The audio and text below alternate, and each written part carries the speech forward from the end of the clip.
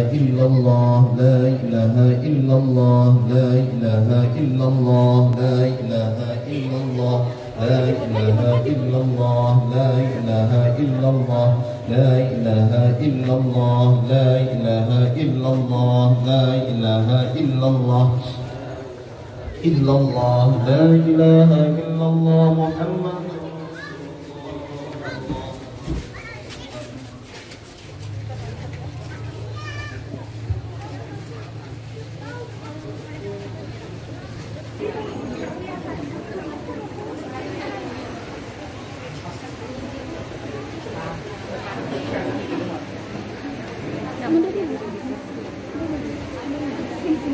لا إله إلا الله لا إله إلا الله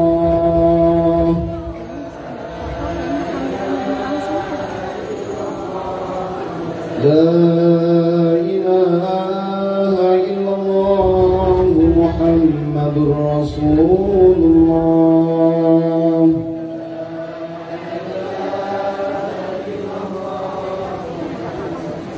لا إله إلا الله على النبي صلاة الله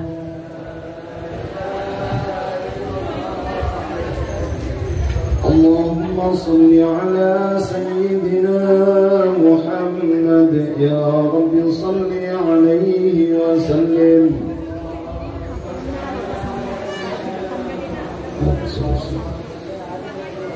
صلى الله على سيدنا محمد صلى الله عليه وسلم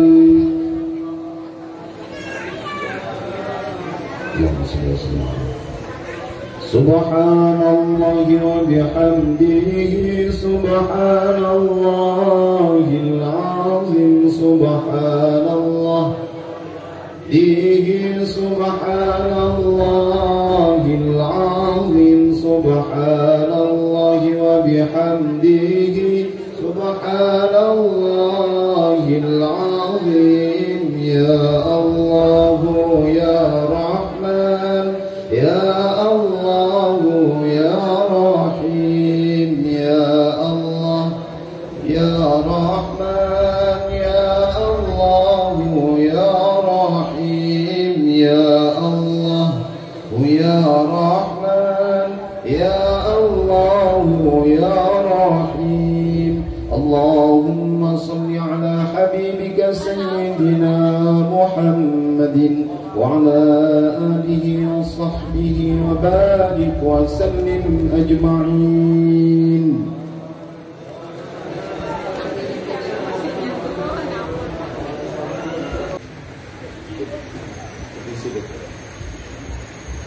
Bismillahirrahmanirrahim. Alhamdulillah rabbil alamin hamdan na'imin hamdan syakirin hamdan yuwafi ni'amahu wa yukafi mazidah.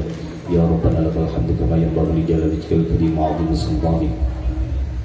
Allahumma ja'al taqabbal sirrana wa qur'ana min salatil Fatihah wal ikhlas wal mu'awwidhatain wa min al-Qur'an al-'azim ma halna min qawli la ilaha illallah wa sabahnak. Allahumma bihamdika wa sallim wa nastaghfiruka wa ala sayyidina Muhammadin sallallahu alaihi wasallam hadiyatullah sallallahu rahmatan minka nazilah wa barakatan syamilah wa sadaqatan mutaqabbalah nuqaddimuha biha ila hadrati habibina wa syafi'ina wa qurrati a'yunina Muhammadin sallallahu alaihi wasallam wa jami' ikhwani minal anbiya wal mursalin wal awliya wa syuhada was salihin wal ulama wal amilin wal musannifin wal mukhlisin wa jami'il malaikatil muqarrabin khususan Sultan al-Anbiya Syaikhul Qadir Jilani wa ila jami'il qubur minal muslimin wal muslimat wal mu'minin wal mu'minat masyariq al-ardh wa magharibiha baniha bahriha khususan abana wa ummahatina وجداتنا وجداتنا خصوصا من اجتمعناها هنا بسببه ولأجله أدنى الفضل رحمة الله ورضوان الله عليه حضرة الشيخ حجي محمد بصري علوي مرتضى أوصل اللهم تربى لك فداء له من النار فتق له من النار وعك له من النار وستر له من النار وحجابا له من النار اللهم اغفر له وارحمه وعافيه واعف عنه واجعل الجنة مثواه ربنا آتنا في الدنيا حسنة وفي الآخرة حسنة وقنا عذاب النار وصلى الله على سيدنا محمد وعلى آله وصحبه وسلم والحمد لله رب العالمين تقبل الله منكم.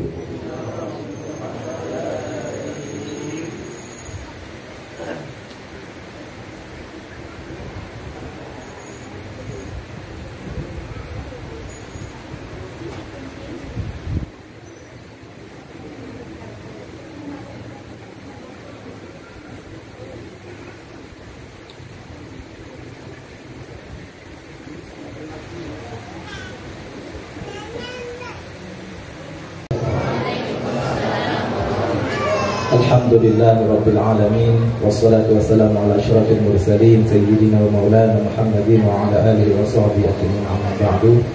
Alhamdulillah, syukur kita panjatkan kepada Allah Subhanahu wa taala yang dengan takdirnya dan dengan cintanya kepada Rasulullah SAW kita hari ini bisa berkumpul bersilaturahim di tempat yang berkah ini dan dihadiri oleh guru mulia kita Dr. Habib Sogab bin Habib Hasan Baharun yang dari Pasuruan. Walaupun acara kita waktu untuk mengundang beliau sangat sempit kemarin, namun alhamdulillah ternyata bisa berhadir di tempat ini dalam rangka kita silaturahim Isra Mi'raj, kemudian lanjutkan haul Abuya Kiai Haji Basori Alwi. Salam mari kita sampaikan kepada junjungan kita Nabi Muhammad SAW, pada keluarga beliau, para sahabat beliau, pengikut beliau di akhir zaman, dan kita selalu berdoa kepada Allah Subhanahu wa taala kita selalu diberi syafaat oleh Rasulullah, syafaat di dunia dan syafaat di akhirat. Fadilatul Habib Dr. Habib Sogab MHI bin Habib Hasan Baharun, Habib, segala semua Habib yang hadir pada hari ini yang tidak bisa sebutkan saya satu persatu, para guru-guru, para tokoh masyarakat, guru kami Ustaz Syukri, Muhammad Syukri, guru-guru semuanya, Kanit Bimas Polsek, Ketua RT, dan semua Bapak Ibu Tuan Guru dan para asatidzah dari kelompok pesantren ilmu Al-Quran dan di bawah binaan pesantren ilmu Al-Quran. Kami ada dari PAUD, PIK ini ada dari PAUD, ada TK, RA, kemudian baru level MI. MI baru tahun ini baru ada kelas 6. Alhamdulillah dari RA, PAUD itu sudah sekitar ada 700 santri siswa yang belajar di sini. Alhamdulillah berkat guru-guru kami semua, berkat Kiai Basori, dan berkat doa-doa para orang tua kita, alhamdulillah pesantren kita bisa berjalan dengan lancar. Alhamdulillah pada hari ini kita kedatangan tamu sekaligus memberikan tausiah kepada kami. Kami minta nasihat, Bib, bagaimana kami selaku guru berakhlak dengan anak-anak didik kami, selaku guru berakhlak dengan guru-guru kami, selaku guru berakhlak dengan sesama guru kami, dan selaku guru berakhlak dengan orang tua kami. Itu yang sangat kami harapkan dalam kegiatan hari ini. Tausiah, mudah-mudahan dengan itu kami bisa terus memperbaiki diri kami, terus belajar dan terus belajar. Mudah-mudahan ilmu yang disampaikan pada hari ini bisa bermanfaat untuk perkembangan kami, mengajar anak-anak kami, perkembangan PIK ke depan, sehingga membuat perubahan yang besar di masyarakat, khususnya di Kutai Timur ini. Selanjutnya, tidak berpanjang kata, acara selanjutnya adalah tahfidz, ngaji, baca Al-Quran oleh anak-anak kami yang sudah disiapkan. Dipersilahkan. Mic-nya sudah ada?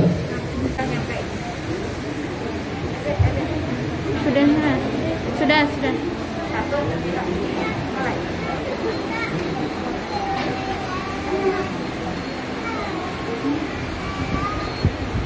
Assalamualaikum warahmatullahi wabarakatuh. Waalaikumsalam warahmatullahi wabarakatuh. A'udzu billahi minasy syaithanir rajim. Bismillahirrahmanirrahim. Wa idz qala rabbuka lil malaikati inni ja'ilun fil ardi khalifah qalu ataj'alu fiha man yufsidu fiha wa yasfiku ad-dima' wa nahnu nusabbihu bihamdika wa nuqaddisu lak qala inni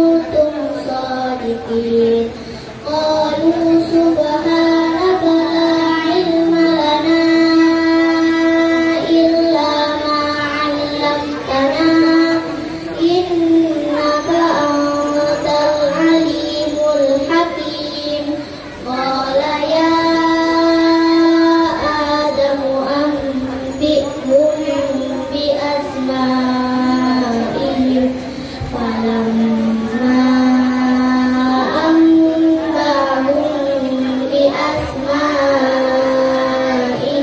قال ألم أقل لكم إني أعلم غيب السماوات والأرض وأعلم ما تبدون وما كنتم تكتمون وإذ قلنا للملائكة اسجدوا لآدم فسجدوا إلا إبليس أبى واستكبر وكان من الكافرين وقلنا يا آدم اسكن أنت وزوجك الجنة وكلا منها رغدا حيث شئتما ولا تقربا هذه الشجرة فتكونا من الظالمين فأزلهما الشيطان عنها فأخرجهما مما كانا فيه فقلنا اهبطوا بعضكم لبعض عدو ولكم في الأرض مستقر ومتاع إلى حين فتلقى آدم من ربه كلمات فتاب عليه إنه هو التواب الرحيم صدق الله العظيم والسلام عليكم ورحمة الله وبركاته.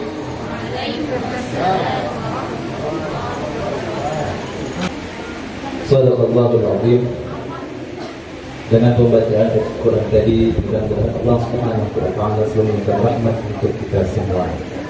Acara selanjutnya adalah tausiah nasihat dari Abuya Dr. Habib Salah bin Habib Hasan Bahrun untuk berikan ceramah rohani kepada kami.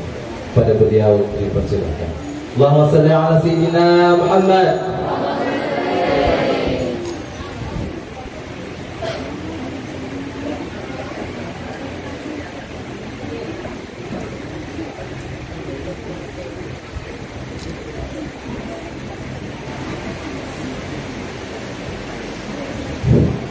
Assalamualaikum warahmatullahi wabarakatuh. Alhamdulillahirabbil alamin.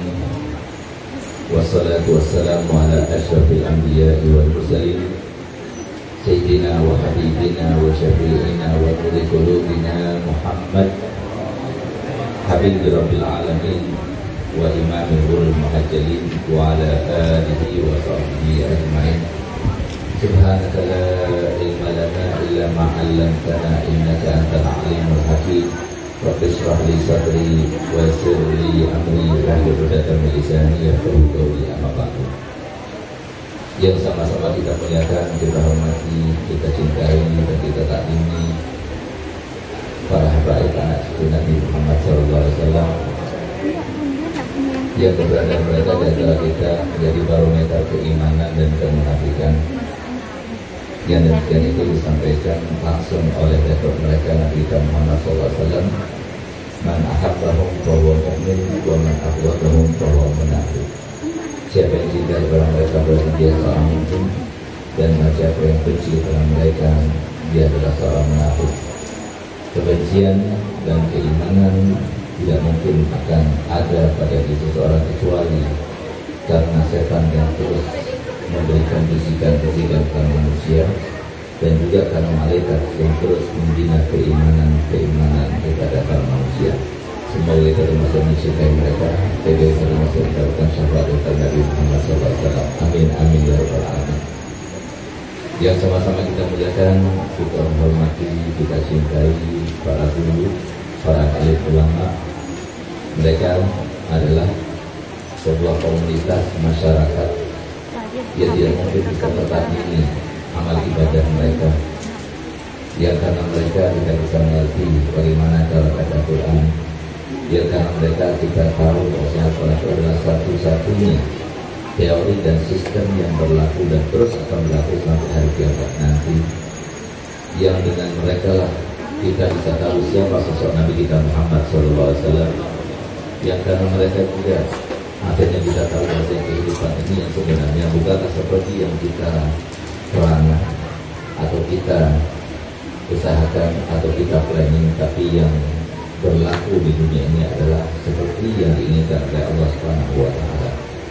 Semoga mereka semuanya dipanjangkan umurnya, dimudahkan segala urusannya, ditambah semangat ibadahnya, ditambah semangat dakwahnya, sehingga kita bisa mendapatkan banyak hal daripada mereka dan meladani mereka semuanya, dan nanti di akhirat kita mendapatkan syafaat mereka. Amin ya rabbal alamin.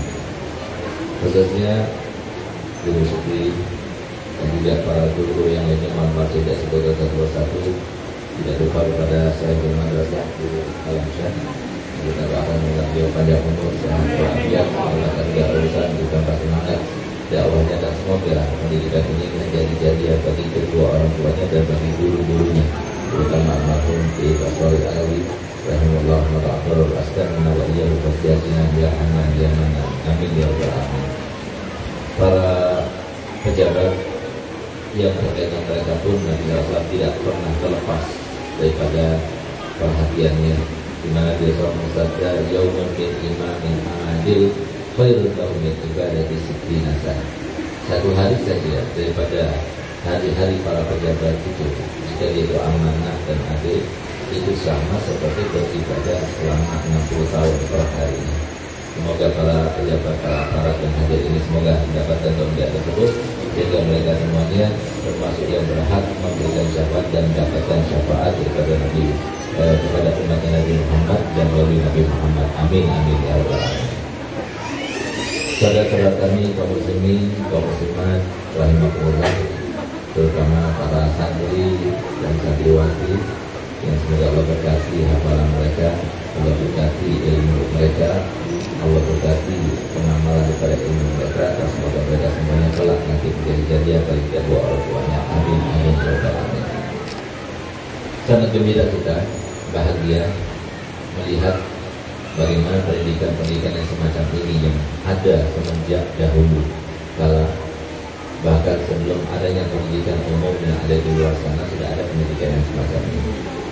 Inilah pendidikan-pendidikan yang mengeluarkan para pejuang-pejuang nasional, yang mengeluarkan para pejuang-pejuang bahkan dunia. Inilah pendidikan yang disebutkan oleh seorang satu-satunya di Indonesia yang menjadi orang yang terpintar di dunia, sebanyak 11 orang, diantaranya adalah Bapak almarhum Presiden kita, mantan Presiden kita B.J. Habibie rahimahullah wa ta'ala, di mana beliau 1 tahun sebelum meninggal dunia sempat membuat sesuatu terobosan yang sangat luar biasa yang akan dikenang sepanjang masa, di mana beliau menulis suatu renungan. Di dalam memonya, renungan itu isinya adalah penyesalan beliau terkait dengan apa yang didapatkannya selama ini, dan untuk memotivasi kepada yang lainnya serta memberikan kenyataan yang sesungguhnya, sehingga beliau katakan bahwasanya aku ini termasuk orang yang tidak ada satu negara pun di dunia sudah pernah aku sampai kepadanya. Yang namanya apresiasi dan juga prestasi serta pencapaian-pencapaian semuanya terkaitankan di atas dinding rumah kami penuh dengan benda-benda tersebut. Begitu pula harta yang sangat banyak melimpah juga selalu meliputi dan menaungi kami. Alhamdulillah kami punya anak-anak yang mereka juga mempunyai kepintaran yang luar biasa. Tapi di sini yaitu mengutarakan bahwasanya apa yang telah diraihnya itu semuanya, kalau seumpama dikasih pilihan kembali untuk diputar kembali dia menjadi muda, maka dia tidak akan masuk ke dalam ilmu teknologi yang menjadikannya kenal seperti yang kita kenal, tapi dia itu ingin mendalami ilmu agama. Kenapa? Karena ternyata kata beliau, semua apresiasi, semua prestasi, semua yang telah saya dapatkan dulu di akhir umur ini tidak berguna. Saya menjadi sebuah sosok yang tua, yang merindukan kepada anak cucunya, tapi anak cucunya berada di mana-mana. Saya ingin memeluk dan dekat kepada cucu, tapi cucu semuanya di luar negeri dan sebagainya. Saya ingin di akhir umur ini dalam keadaan senang berkumpul-kumpul bersama sahabat dan sebagainya, tapi saya tidak mendapatkan itu semua.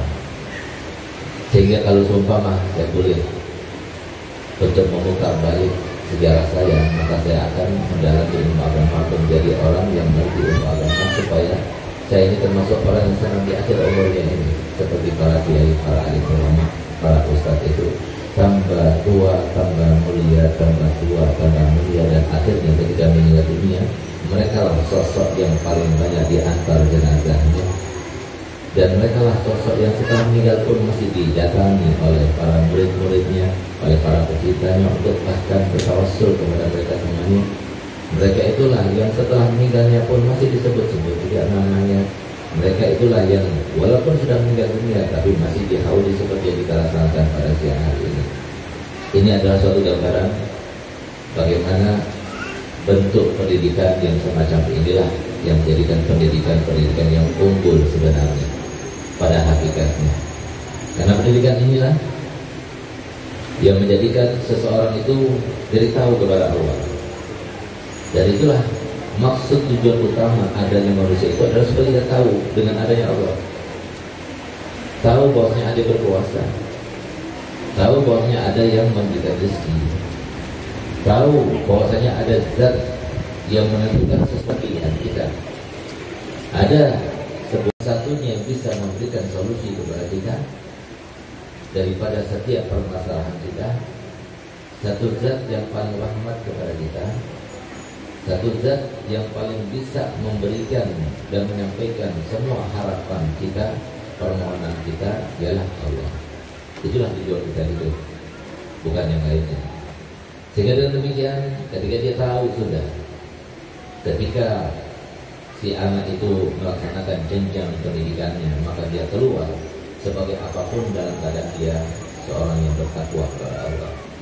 Jadi pejabat-pejabat yang soleh, menjadi dokter yang soleh, menjadi seorang pengusaha yang soleh, menjadi siapapun juga menjadi orang yang sukses. Karena orang sukses di dunia maupun di akhirat itulah orang sukses, bukan cuma sukses di dunia, tapi kesuksesannya itu cuma semu, seperti tadi yang digambarkan oleh Bapak B.J. Habibie tadi. Sukses tapi apa gunanya di masa tua? Sukses tapi apa rasanya ketika sudah dia berada di masa tua? Apalagi kelak nanti setelah dia berada di kubur. Apakah seonggok yang namanya medali demi medali, piala demi piala itu akan dibawa ke kuburnya, akan menyinari kuburnya, atau akan memberikan sesuatu yang lain yang tampak indah dan bahagia kelak nanti di kuburnya? Sama sekali tidak. Tetapi yang menjadikan orang itu selamat, yang menjadikan orang itu sukses adalah bagaimana kita itu beriman dan bertakwa kepada Allah. Dengan beriman dan bertakwa kepada Allah, kita akan menjadi seseorang yang bahagia. Karena bahagia itu adalah di dada. Bahagia itu rasa, bukan materi, bukan rumah mewah, bukan mobil mewah, bukan uang yang melimpah, tidak. Tapi bahagia itu adalah sebuah rasa yang diberikan Allah Ta'ala secara standar. Siapapun diberikan, siapapun bisa bahagia. Tidak ada materi pun juga bisa bahagia, karena bahagia itu adalah rasa. Berapa banyak orang yang mempunyai rumah yang mewah, tapi dia itu merasa tidak bahagia. Bahkan dalam perjalanan safari dakwah saya, di mana kemarin atau 2 hari yang lalu saya baru pulang dari Kalimantan Selatan dan Kalimantan Tengah, 12 hari safari dakwah, dan kemudian diteruskan sampai Kaltim ini.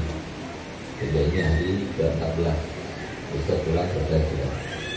Jadi kami sempat bertemu dengan salah satu daripada pemimpin di daerahnya, di mana dia itu sempat curhat kepada saya.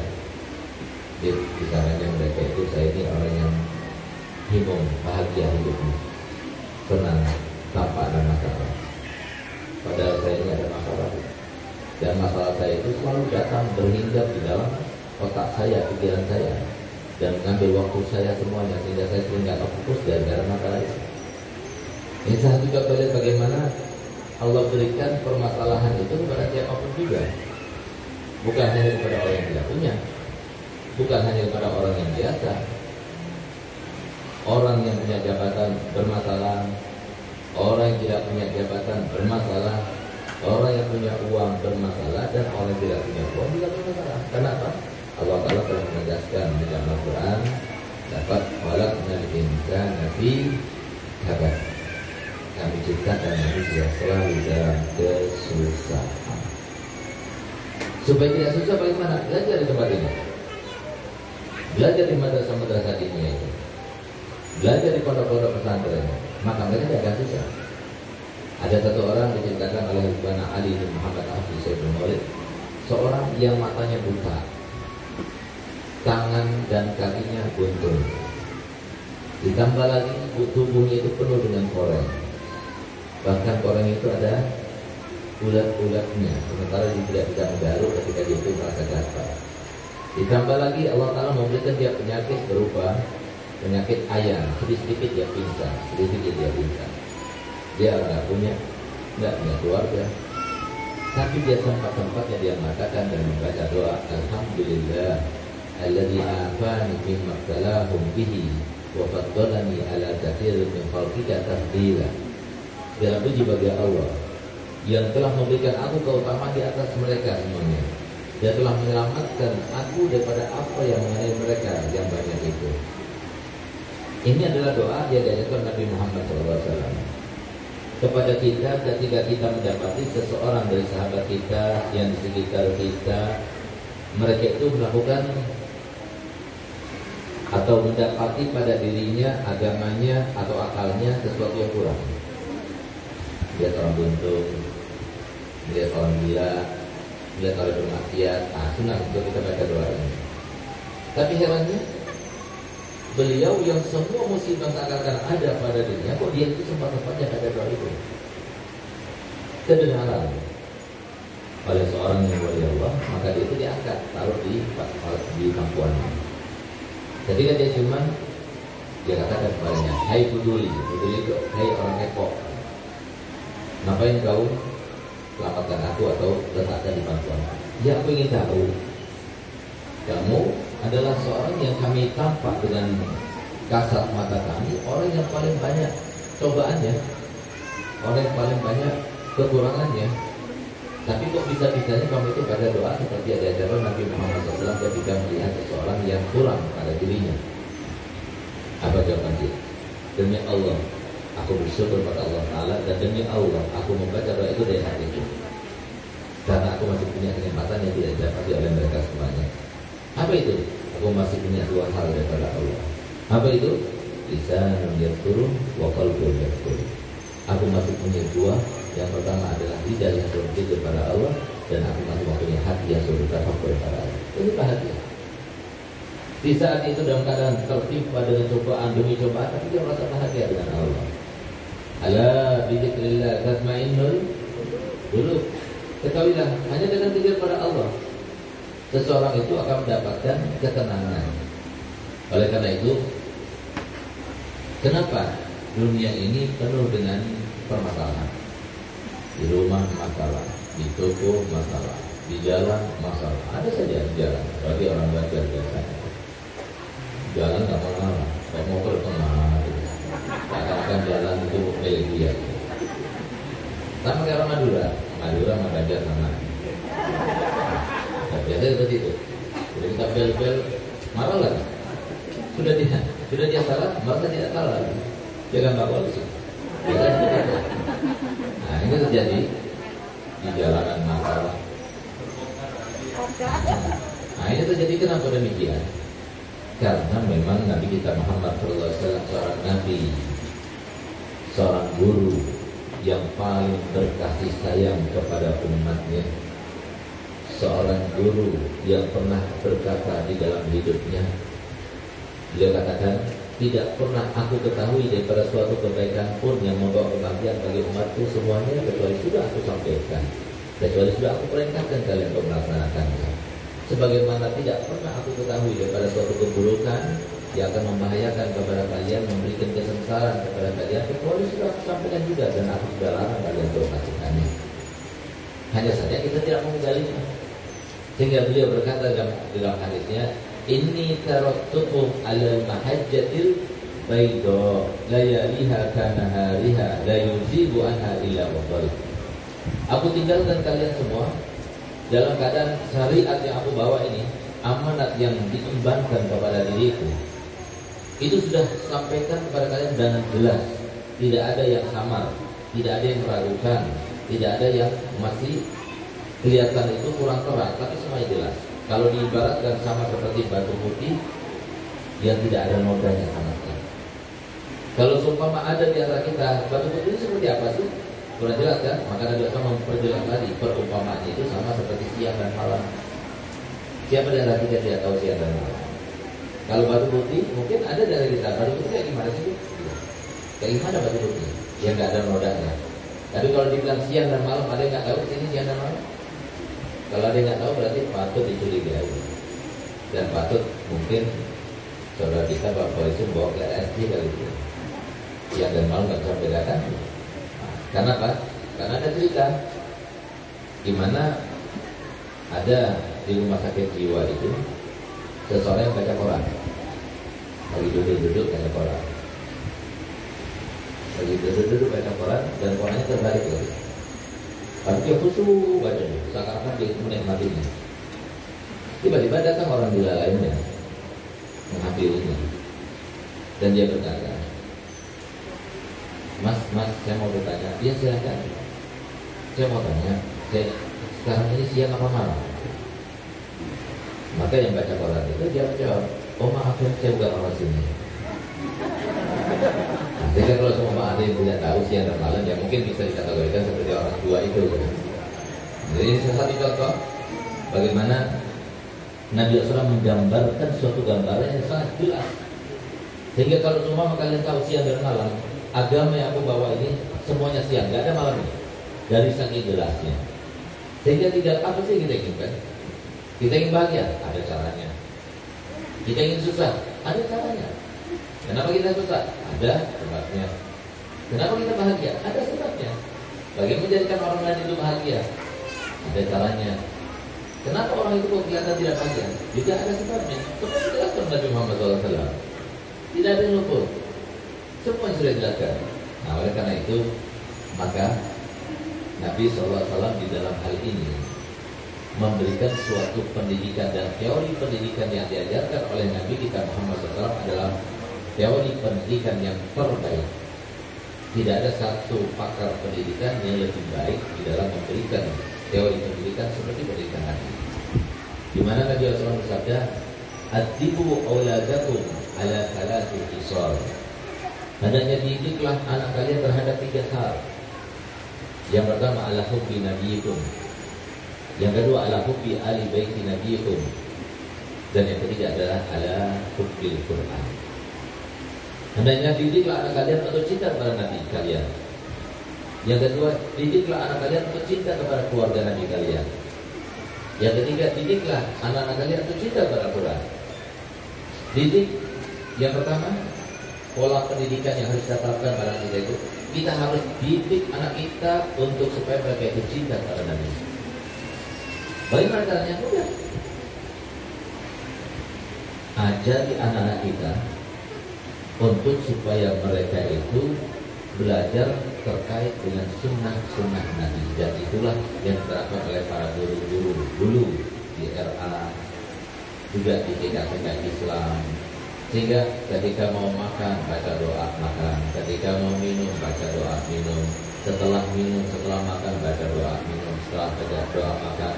ketika mau masuk kamar mandi diajarkan, dihafalkan semuanya. Untuk apa? Supaya ingat Nabi Muhammad. Dia mau makan, ingat bagaimana cara makan Nabi Muhammad. Dia baca doa supaya apa? Supaya ingat pada Allah SWT. Nah, orang kalau mau masuk kamar mandi itu harus dengan kaki yang sebelah kiri dulu. Nanti kalau mau keluar dengan kaki yang sebelah kanan. Begitulah Nabi kamu, Nabi Muhammad SAW. Nah, Nabi itu kalau mau tidur itu baca Bismillahirrahmanirrahim 21 kali. Katanya Nabi kalau baca Bismillahirrahmanirrahim 21 kali, maka rumahnya itu aman dari pencurian, dari kebakaran, dari tenggelam. Semua diajarkan Nabi Muhammad SAW supaya aman, diajarkan semuanya. Cuma kita ini yang mengabaikan serta meremehkan, sehingga apa? Sesuatu yang harusnya kita dapat kita tidak dapat. Kenapa? Karena kita tidak menggalinya, tidak mempelajarinya. Kemudian bagaimana kita kepada orang tua, bagaimana kita berdoa untuk orang tua, bagaimana cara kita sholat dan sebagainya. Semua itu adalah ajaran-ajaran supaya kita cinta pada Nabi Muhammad. Suatu penerapan pendidikan yang terbaik teorinya adalah bikin anak itu senang dulu. Ketika senang, maka apapun yang terkait dengan senangnya mudah akan diserap. Itu yang diajarkan Nabi Muhammad SAW. Ajar anak kita itu senang pada Nabi Muhammad. Setiap malam ceritakan tentang Nabi Muhammad. Setiap hari kita selalu identikkan pikiran itu pada Nabi Muhammad. Dan itu sekarang yang digunakan oleh mereka yang memusuhi agama Islam ini, yang memusuhi teori-teori pendidikan Islam ini, justru diadopsi oleh mereka. Bagaimana baru-baru ini terjadi di Jakarta sekitar beberapa tahun yang lalu, dan ini santer kabar ini, salah satu pendidikan TK Islam disusupi oleh para misionaris sebagai seorang ustazah yang mengajar dengan berpakaian layaknya seorang muslimah. Sehingga suatu waktu tiba-tiba salah satu daripada anak didik tersebut pulang ke rumahnya dan keadaan dia mengatakan kepada ibunya, saya benci kepada Muhammad. Saya tanya pada ibunya, Muhammad siapa? Muhammad itu loh nabinya kaum muslimin. Kaget ya. Kenapa? Habis saya minta coklat kepada Nabi Muhammad tidak dikasih. Saya minta coklat kepada Yesus dikasih. Akhirnya disampaikan kepada kepala sekolahnya, ditelusuri melalui kamera CCTV dan sebagainya. Nah, guru itu mengajarkan kepada murid-muridnya untuk makan pikir, ayo kita buktikan lebih cinta siapa antara Nabi Muhammad dengan Yesus kepada kita. Kita buktikan yuk, anak-anak semuanya berdoa ya. Muhammad, kami minta coklat. Ayo pejamkan matanya semuanya. Muhammad, kami minta coklat. Diulang. Namanya anak-anak itu polos, tidak tahu apa-apa. Tapi ini justru merupakan sebuah pendidikan yang terbaik untuk kita itu mencatat sesuatu yang akan diingatnya selalu di dalam dirinya. Maka kemudian setelah dia pijam membaca doa tersebut sebanyak 3 kali. Nah, sekarang buka mata kalian. Ada coklatnya? Enggak ada. Jadi Muhammad kurang baik. Berarti bukan yang terbaik. Ayo coba sekarang pejamkan matanya lagi. Lalu mintalah kepada Yesus. Maka ketika mereka pejamkan matanya, sudah siapkan itu coklat itu taruh di depan. Nah, sekarang buka matanya. Dibuka matanya, dia kaget karena ada coklat. Coba lihat bagaimana misi daripada mereka itu. Sehingga berhasil sampai begitu yang semacam itu. Pulang ke rumahnya langsung dia berkata pada ibunya, saya benci pada Muhammad. Ini saya kata, cinta kepada Nabi Muhammad itu adalah yang wajib kita tanamkan dalam diri anak-anak kita. Bulan Maulid itu adalah bulan di mana harusnya kita jadikan sebagai bulan untuk kita mengenang Nabi Muhammad, untuk mengenang bagaimana cinta kasih Nabi Muhammad pada umatnya, untuk mengenang bagaimana sunnah-sunnah nabinya, untuk mengenang bagaimana Allah Ta'ala mengatakan bahwa Nabi SAW itu adalah sebuah tauladan yang paling utama dalam segala hal, dalam segala bidang, sebagai seorang suami, sebagai seorang anak, sebagai seorang saudara, sebagai seorang paman, sebagai seorang pemimpin, sebagai seorang tentara, semuanya ada di situ. Tapi kita tidak mengajarkannya. Itu yang pertama. Yang kedua, kita didik anak kita untuk cinta kepada keluarga Nabi Muhammad. Kenapa? Apakah Nabi Muhammad itu KKN? Tidak. Nabi Muhammad itu telah usaha dan berupaya segala sesuatunya untuk umatnya. Di antara usaha dan upayanya supaya terus akan berkesinambungan rahmatnya Nabi Muhammad SAW pada umatnya itu melalui para keturunannya. Kenapa mereka demikian? Apakah mereka mulia karena di mereka? Tidak, mereka mulia karena Nabi Muhammad.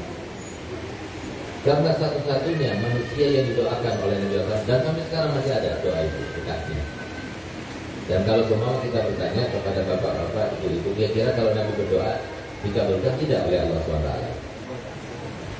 Pasti atau kemungkinan? Ini terjadi.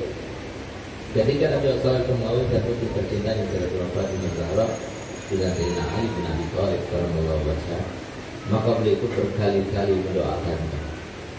Bahkan beliau itu berkali-kali berpesan kepada menantunya Sayyidina Ali, jangan kau masuk dulu, jangan kau sentuh dulu, sampai aku mendoakanmu. Setelah dia percikan air, didoakan, lalu punya keluar, masuk lagi, percikan air, doakan, lalu keluar, datang lagi, terus begitu. Sampai berkali-kali doa. Di antara doanya adalah Allahumma akhrij minhum al-katsira tayyib. Ya Allah, keluarkan daripada keduanya yang banyak yang bagus-bagus. Allahumma ij'alhum mafatihur rahmah waj'al alsinatahum ma'adinal hikmah. Ya Allah, jadikanlah di dalam diri mereka itu adalah kunci turunnya rahmat. Di mana mereka berada? Ya Allah, jadikanlah lidah-lidah mereka itu adalah sumber-sumber kata mutiara. Fa innahum la yadkhilukum fi babi dalalah wa la yadkhilukum fi babi huda. Karena sesungguhnya mereka tidak akan memasukkan kalian ke dalam pintu kesesatan, dan dia akan mengeluarkan kalian daripada pintu kebenaran. Silakan, ini hadis bisa disurvey, bisa diteliti, buktikan, cari di sana ini 3 habaib yang sama-sama dai, sama-sama alim, ya. Kemudian sogok sebanyak-banyaknya duit untuk mereka bertiga sama-sama merasakan ini halal padahal haram, atau ini haram padahal halal. Kita tidak akan dapatkan. Karena terproteksi dua-duanya. Dan kenapa Nabi SAW mengatakan cintai keluarga Nabi sepanjang masa? Kenapa? Karena mereka yang disebut oleh Nabi SAW, masalu ahli baiti kamasali safinati Nuh, man raqib najah wa man yarqa warid. Perumpamaan keluarga itu nanti, terutama ketika zaman fitnah begitu dahsyatnya, sama seperti perahu Nabi Nuh. Itu yang namanya air yang terjadi dalam kejadian tufan, yang disebut dengan tufan, itu di mana bumi ini penuh dengan air selama 6 bulan lamanya. Air itu selama 6 bulan namanya menggenang di atas, dan kemudian surut di bulan Haram, sehingga kemudian kapalnya Nabi Allah Nuh itu berada di suatu bukit yang tepatnya berada di India sekarang ini. Itu tidak ada yang bisa menyelamatkan pada saat itu. Kenapa? Karena 6 bulan namanya. Mau renang bagaimana? Mau renang kemana? Semuanya tertutup dengan air. Pohon yang tinggi pun tidak ada tertutup dengan air. Jadi kita lihat bagaimana di Banjarmasin kemarin terjadi suatu bencana berupa banjir. Itu cuma 3 hari. Ya paling lama seminggu. Ini 6 bulan namanya. Mau selamat di mana? Mau cari selamat di mana? Sehingga Nabi SAW mengatakan, yang tidak naik ke situ maka dia akan tenggelam. Satu-satu yang bisa menyelamatkan. Nah, oleh karena itu maka kita lihat bagaimana di akhir zaman ini yang namanya zuriyah Nabi itu begitu dibencinya dan begitu dieluk-elukannya. Yang mengeluhkannya itu yang mukmin, yang membencinya itu yang munafik. Itu kata Nabi SAW, man ahabbahum fahuwa mu'min wa man abghadahum fahuwa munafik. Karena apa? Kayak logikanya, apa yang dilakukan mereka, apa yang mereka rugikan daripada negara ini, sehingga mereka itu patut dibenci. Sehingga dengan itu baru kita paham, baru kita sadar, oh ternyata memang mereka itu adalah mereka keimanan itu. Kemudian para hadirin Allah Ta'ala, yang ketiga adalah ajarkan mereka untuk cinta kepada Al-Quran. Kenapa? Karena Al-Quran itu membawa kebaikan.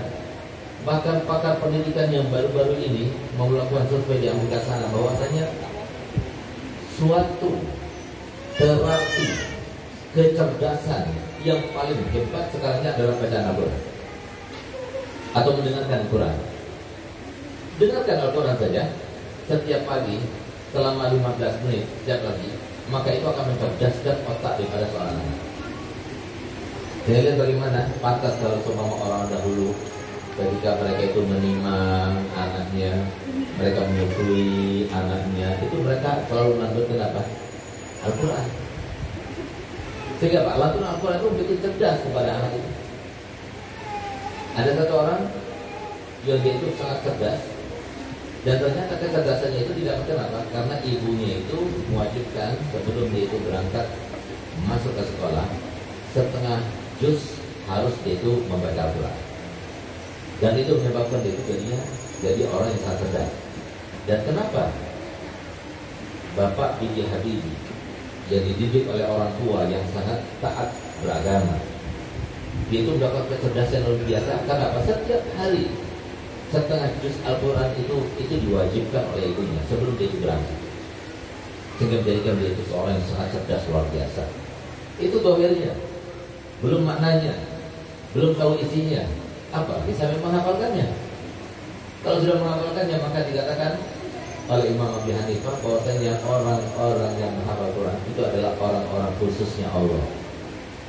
Seperti setiap presiden itu ada orang khusus sekitarnya. Itu pula orang-orang yang menghafal Quran berarti orang-orang khususnya Allah Subhanahu wa taala.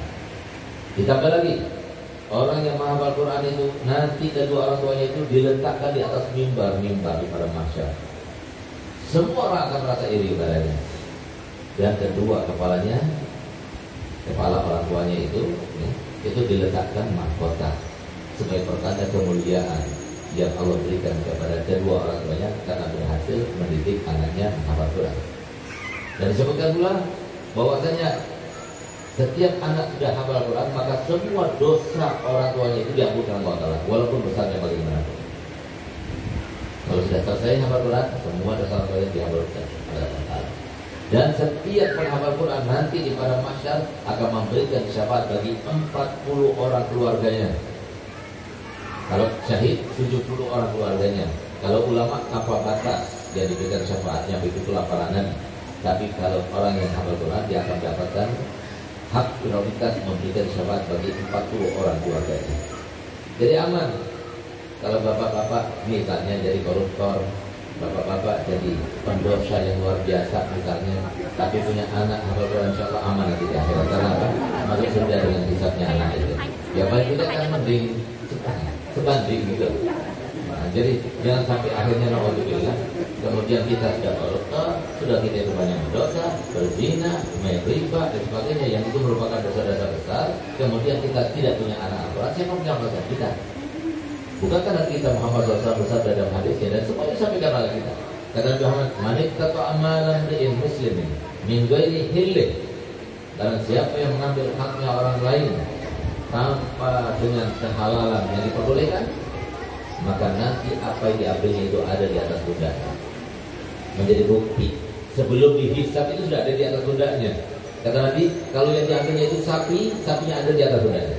Kalau yang diambilnya itu kambing, kambing itu ada di atas pundaknya. Kan, sehingga saya baca kalau seumpama para koruptor sekarang ini dia punya rumah puluhan rumah, punya mobil puluhan mobil, kira-kira mobil itu ditumpuk di atas pundaknya berapa kira-kira beratnya? Sehingga apa kata Muhammad, ketika sudah tampak semacam ini bukti-buktinya, dia akan cari siapa lagi bukan aku, kata Muhammad. Sehingga begitu orang-orang itu mendapatkan aku, dia akan mengatakan, ya Rasulullah syafi'ni, ya Rasulullah aghithni, ya Rasulullah ansurni, ya Rasulullah tolong aku, bantu aku, berikan syafaat aku. Apa kata Muhammad? Amakan kalaktu, bukan aku sudah sampaikan kepadamu? Jangan kita katakan, aku tidak pernah berjumpa dengan Nabi Muhammad. Bukankah Nabi Muhammad bersabda, al-ulama warasatul anbiya. Kenapa suatu ulama itu katakan penyambung lidah Nabi Muhammad? Karena dia yang menerus keberjuangan setelah Nabi Muhammad. Nabi Muhammad mengatakan ulama ummatika anbiya Bani Israel. Ulama umatmu itu sama seperti para nabi-nabi kalangan Bani Israel. Cuma saja tidak ada nabi setelahku. Kalau seumpama ada nabi setelahku, maka para ulama ini, para guru-guru ini adalah para nabi di kampungnya. Karena nabi ada yang dengan 2 umat saja, ada nabi dengan umat 1 kampung saja, ada nabi dengan umat 1 kecamatan saja, ada nabi dengan umat 1 kabupaten saja. Karena setiap kampung ada gurunya, setiap kecamatan ada ustadznya, ada kiainya, ada sebagainya. Oleh karena itu para hadirin Allah Ta'ala, sekarang kalau semua dia Rasulullah sudah mengatakan, amal balagh bukankah saya mendengar kamu? Amal yaum wala uni angka min Allah. Kalau sekarang Allah aku tidak bisa membantu. Takut kita terlalu seperti itu. Tapi kalau kita punya anak hafal Quran, kan nggak perlu dari Nabi Muhammad dari anak kita. Itu loh maksudnya. Seimbang. Paling tidak kita itu seimbang. Jangan sampai kita ini sudah tidak mendengarkan apa yang disampaikan, apa yang diperintahkan Allah Taala dalam Al-Quran. Wabtaghi bima atakallah ad-daral akhirah. Hendaknya kalian cari sebaik-baiknya. Bukan urusan dunia. Urusan dunia itu jangan khawatir. Allah yang menjamin. Sudah lupa kita dalam hadis Bukhari disebutkan bahwasanya ketika seseorang di dalam rahim ibu kalian masing-masing, maka Allah telah menetapkan apanya? Yaitu bahagia atau dia celaka. Yang kedua, rezekinya.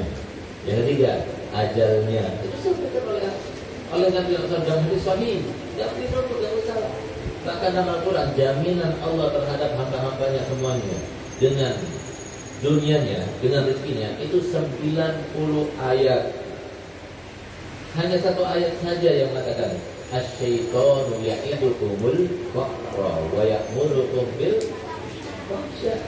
Coba lihat bagaimana indahnya anak-anak meneruskan ayat yang dibaca. Terima kita saudara. Itulah faedah daripada orang tua yang punya anak menjadi hafiz Al-Quran. Setan itu selalu mewanti-wanti kalian, menakut-nakuti kalian, dorong awas kamu kalau nggak diambil kesempatan, nggak ada kesempatan, ambil. Dan itu adalah sesuatu yang salah, diharamkan.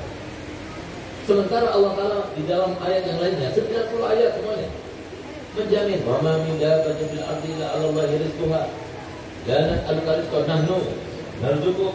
Semuanya ada di dalam Al-Quran itu. 90 ayat menjamin rezeki kita.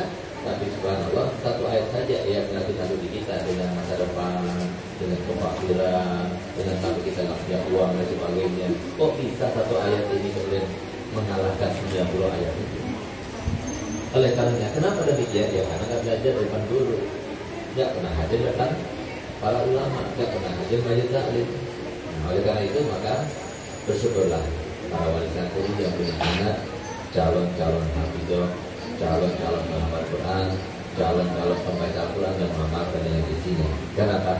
Undang-undang yang ada di dunia, baik negara yang adipower maupun yang biasa-biasa saja, semuanya itu undang-undangnya setiap tahunnya direvisi, apalagi undang-undang Indonesia. Bukan setiap tahun, per bulan ganti lagi.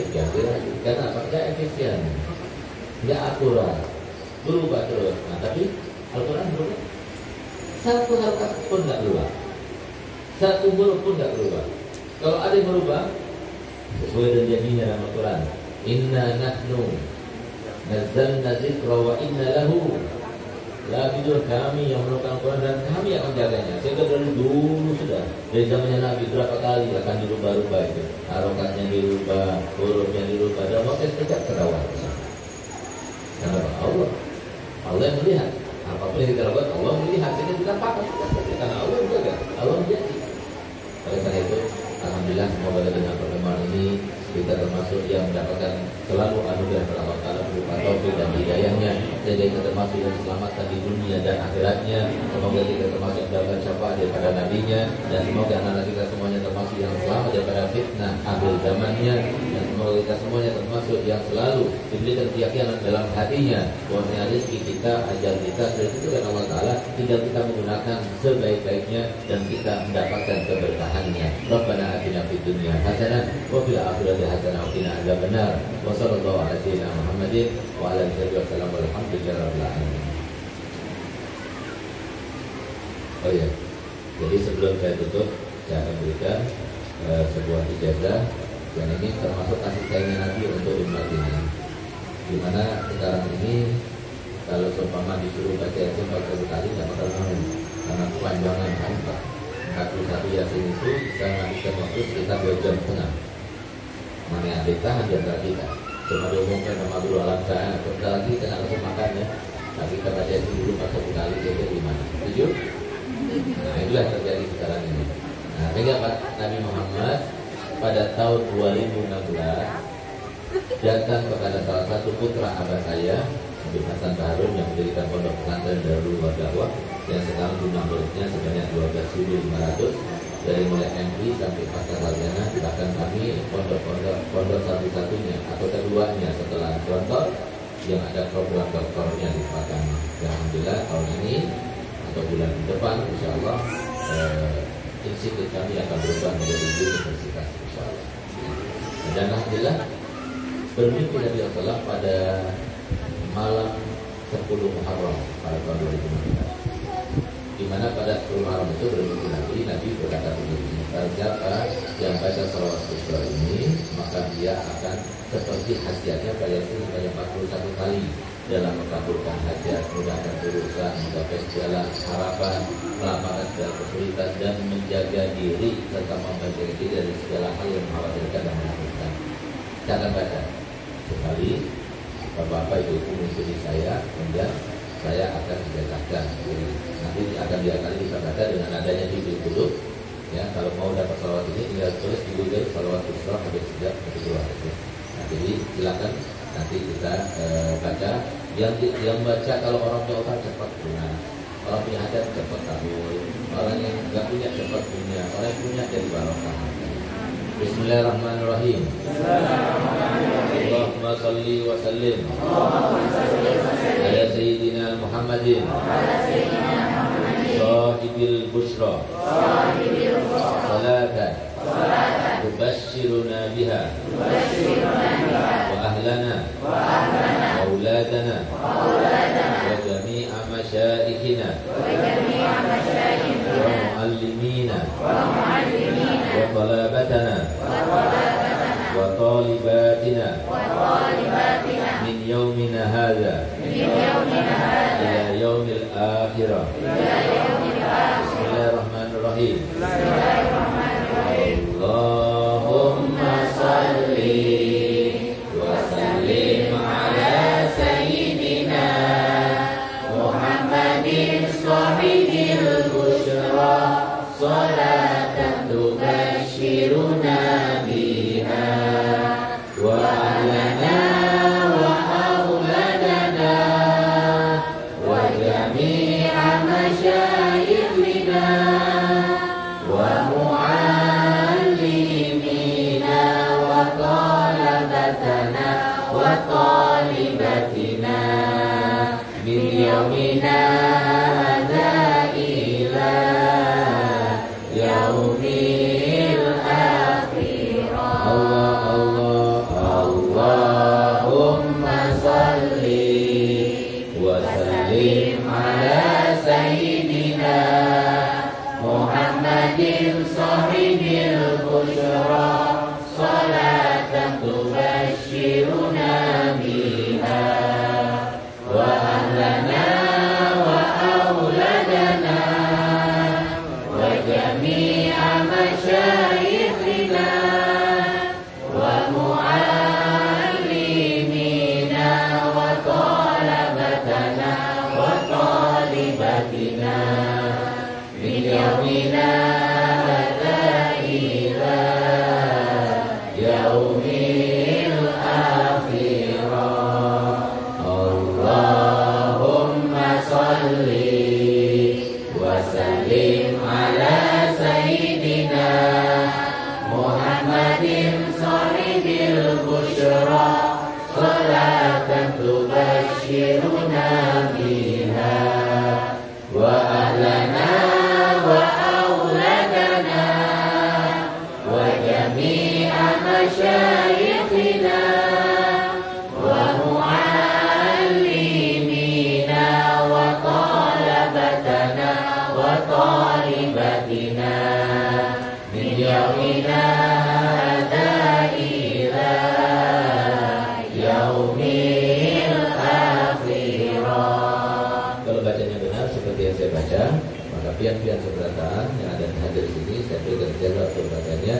juga ijazah, udah ijazah trainingnya. Silahkan disebar karena ini manfaat bagi semuanya.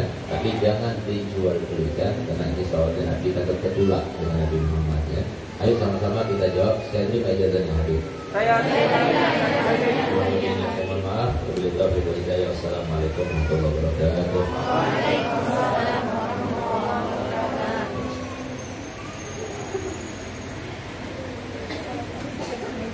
Terima kasih kami ucapkan atas nasihat kepada kami semua. Semoga Allah Subhanahu wa taala memberikan rezeki supaya kita dengan kepahaman dan kekuatan untuk bisa mengamalkan apa yang disampaikan oleh Habib Dr. Habib Saddam Harim tadi. Terakhir itu kami mohon dan doakan air-air ini dari atlet kami yang masih sendiri, semoga cepat dapat temannya, yang sudah dapat temannya supaya dapat anaknya, dan semua hajat baiknya dikabulkan Allah Subhanahu wa taala. Minta doa dulu.